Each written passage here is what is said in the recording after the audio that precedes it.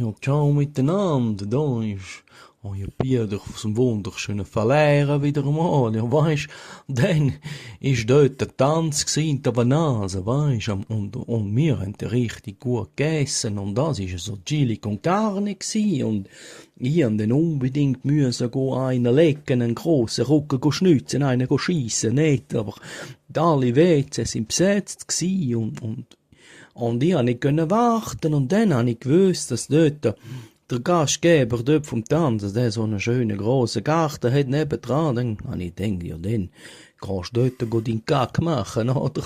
Und nachher bin ich dort hingegangen und habe niemand gesehen, und dann habe ich die Hosen runtergelassen, und dann habe ich einen runtergelassen, einen runtergeseilt, du, ich sage dir, einen riesen Haufen. Dann habe ich wieder die Hosen aufgetan, und dann habe ich geschaut, oder? Ich bin schon ein bisschen besoffen gewesen, aber nicht so fest. Und dann habe ich geschaut.